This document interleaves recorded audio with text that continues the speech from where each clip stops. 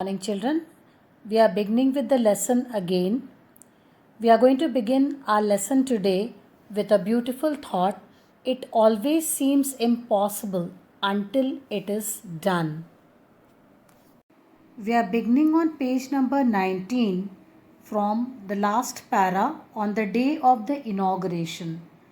Children, on that day, the author was remembering the days of past when this whole system of apartheid emerged.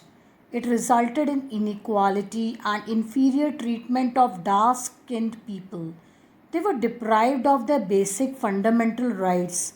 As a result, one of the world's most brutal and inhumane society was born. This began even before he was born.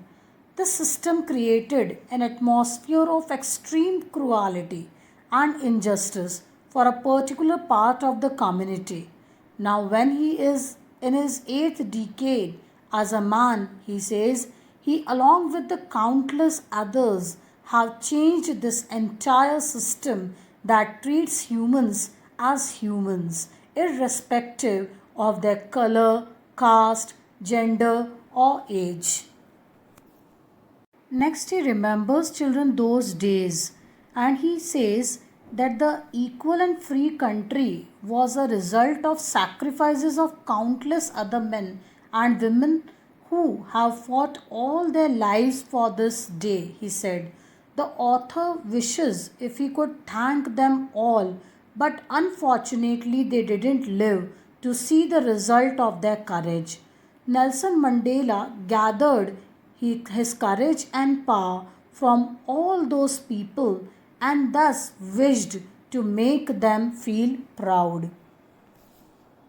The oppression policy scared many people, and it, he said, that would take a long time for them to move on. The author mentions that the hard time had its negative impacts, but it also exposed a lot of strong and courageous men who stood up and raised their voice. Thus, it required that level of unjust treatment to produce such great heroes. South Africa, he said, on that day was rich in minerals and gems, but its greatest strength lied in its people. Nelson Mandela gained his strength to stand against the wrong from all the great nationalists that he mentions, who have even risked their lives for freedom and tolerated ill treatment, but never stopped fighting. He learned that courage didn't mean the absence of fear, but the ability to overcome fear. The man who overcomes his fear is called brave. According to Mandela, one is taught by its society to hate humans because of their skin color, age, gender, and religion. No one is inborn with hatred. The author's idea is that if people can be taught hatred, they can also be taught love and brotherhood. In their most testing times in prison, when they were being treated brutally, Mandela would see a pinch of humanity and kindness in one of the guards that was enough to keep him going. He believes that goodness in human beings can be suppressed but never eliminated.